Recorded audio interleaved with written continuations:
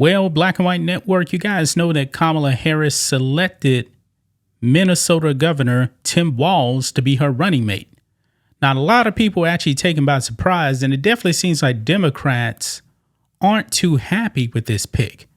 Now, I got to be honest, guys. I actually mentioned this in my previous video that Josh Shapiro would have been a better pick because he probably would have actually reined in more Pennsylvanians to actually vote for the Harris-Shapiro ticket.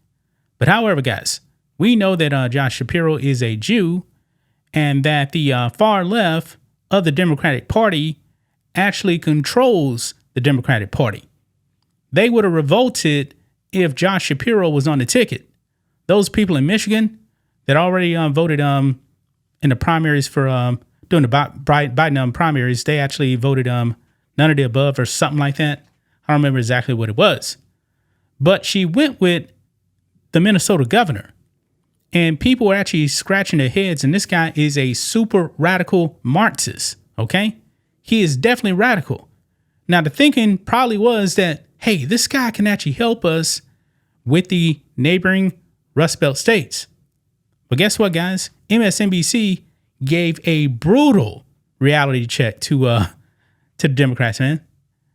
Even they know that, hey, you actually picking on Walz is not going to do much of anything. Now, guys, the only reason why Minnesota is blue is mainly because of Minneapolis, St. Paul, man, the Twin Cities. They even mentioned that here in this clip we're actually going to react to, guys. They're saying that, hey, if Kamala Harris thinks she's going to get a rollover effect into Wisconsin and these other Rust Belt states, she is gravely mistaken. Let's get into this, guys. Make sure you guys like this video, subscribe to the channel, become a channel member live stream every single Friday at 10 a.m. Central Standard Time. If you watch on Rumble, click the join button to get access to the same thing. You guys can also support us by becoming a member on blackandwhitenetwork.com or supporting us on Locals, both for just $5 per month. Check the links in the description box. So here we go. Check this out. You don't see that MSNBC, or it actually says you don't quite see that, I should say. MSNBC data guru delivers brutal reality check to Dems after Walz pick. So let's go ahead, guys, and just go ahead and react to this clip here. About 5 minutes right here. And this is from MSNBS. So let's go ahead and roll it. With us and react to this announcement this morning. Good to have you here. And now I'm joined by NBC's national political correspondent, Steve Kornacki. So we know Walz won his seat in 2022 as he campaigned for governor. What can you tell us about how that informs, the bigger picture here with the election? Yeah, sure. I mean, what you're hearing here, I think, from a lot of Democrats is a hope that Tim Walz can help them next door from Minnesota in Wisconsin. This is the edge of the UP, Michigan here. Now, I don't know if you guys can actually see this here, but just looking at Minnesota right there, it is a sea of red. Minneapolis, St. Paul is right there. That's where the majority of the people actually live at. So anyway. And Pennsylvania as well, because, of course, the reason those three states are so vital, they went Trump 16, they went Biden 2020, and all three of those states, Pennsylvania, Wisconsin, and Michigan, have large populations of blue-collar white voters who've moved in the Republican direction, moved in the Trump direction, really starting in 2016. So the question with Walz and the hope for Democrats is, has he demonstrated in Minnesota, a state that is very similar demographically to those other three? It's a little bit more democratic, but it's very similar demographically. Has he demonstrated an ability to reach those voters that other Democrats haven't?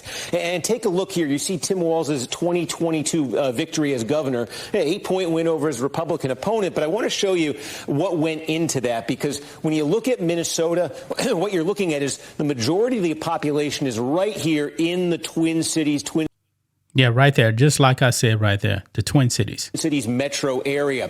Everything outside of this is what they kind of call greater Minnesota. And the divide in Minnesota demographically is when you get into the Twin City areas, that's where you get. We talk About this all the time. White voters with college degrees, with higher incomes, suburban, metropolitan areas that are becoming more and more intensely Democratic, both in Minnesota and nationally. Where Democrats have been losing support in Minnesota and elsewhere is in greater Minnesota, places like greater Minnesota, a lot of rural areas here, a lot of small towns, and you're seeing a lot of red here. Now, did in greater Minnesota Tim Walz demonstrate strength that Democrats haven't? Well, I'll show you here. Let's compare it. Take a look at this, like one of these eye chart tests here. You see Walz by 8 statewide. You see what the map looks like. I'm going to call up the Biden map in 2020.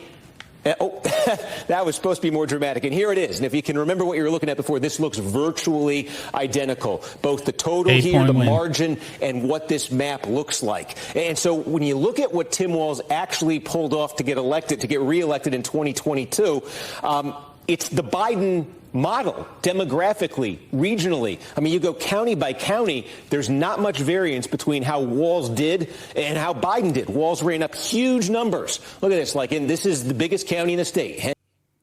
Look at that, guys. Hennepin County. They voted 70% for their governor. 70% in that one county right there. That is really, really insane, guys. Now, I actually live out here in Harris County in Texas, and Harris County actually used to be a red county up until Obama, but still in the 2022 midterms, Greg Abbott, the governor here, he only got like 44%, I believe, out here in Harris County. The Harris County has the largest amount of conservatives in the country, and I believe that because he was actually going up against Beto O'Rourke, and Beto got like 54% or something like that. I don't remember the exact numbers, okay? But over there in Hennepin County, 70% for the Democrat, man. That's crazy. Hennepin County, Minneapolis here. Walz ran up huge numbers. Biden ran up huge numbers. Now go into greater Minnesota. Let's take a look at Stearns County here. Look, Walz lost this by 23 points. What did Biden lose it by? 23 points. And this is the kind of county, by the way, in Minnesota and across the Midwest here, the Democrats are hoping Walz will help them with. Because look, let's go back in time here. Once upon a time, just a dozen years ago, Democrats weren't winning a county like this. But look, Barack Obama was able to get 43% of the vote here, basically run just over 10 points behind Mitt Romney. Obama was able to do that in a county like Stearns, and he was able to do that in counties like this all over the Midwest, Wisconsin, Michigan, Pennsylvania. You see that fell off the cliff for Democrats with Clinton, with Biden, and there's Walz, his tally in this county, right between where Biden and Clinton's was. So the Walz victory in 2022 looks like what is now a standard Democratic victory in Minnesota. Heavy reliance on the Twin Cities metro area and taking big losses in greater Minnesota. The Democrats' hope is that he's going to appeal to these blue-collar areas in these other 3 states. Maybe he will, but when you look at what he's done in Minnesota, you don't quite see that. Yeah, Minnesota's not a swing state, obviously. Hasn't voted for a Republican for president since the 1970s, if I remember it correctly. But you point out his potential to help them in other states that are key to that path to 270. Well, and that's the question. I mean, look, and remember, Minnesota, not a swing state, although 2016, it was 2.5 points. Before Joe Biden dropped out of the race, there was some polling indicating that Minnesota might be heading back into that swing. Because, again, Minnesota, just to call this map up here, it's not as much of a swing state, certainly as a Wisconsin, Michigan, or Pennsylvania. Why? Because there's a few, the share of the electorate that is white and college educated, that's the very heavily Democratic trending group.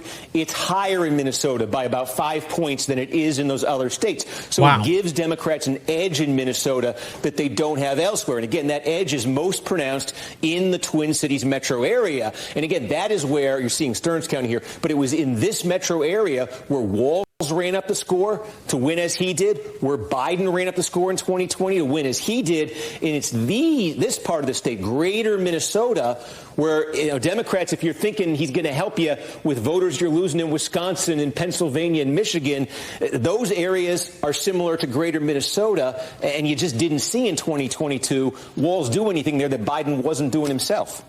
All right, Steve Kornacki, thank you very much for breaking it down for us just like that. And Wow, that was brutal right there, guys. Brutal. So if the Democrats think that Walz is going to help them with other areas in the 3 Rust Belt states, he's saying that they're greatly mistaken because those other areas are similar to greater Minnesota, who overwhelmingly voted for Trump. And Walz is only really concentrated in the Twin Cities, and that's it, pretty much. That's it. So he's not going to have this kind of a reach. That's why Democrats really believe that Josh Shapiro should have been the pick. However, you guys know, man, they ain't taking no Jews, man. I mean, the Democratic Party is an anti-Semitic party, man. They don't like Jews. And you know what? That probably will end up costing them. So I believe this pick of Walz is very, very good news for Trump. It really is. That's going to be an interesting debate between J.D. Vance and Walz. If it actually does happen, we already know about Trump and Harris. I'm not necessarily sure it's going to happen, guys.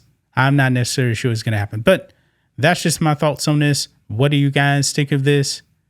Black and White Network fans, let us know what you think about all this in the comments. Make sure you're subscribed to the channel. And we will catch you next time.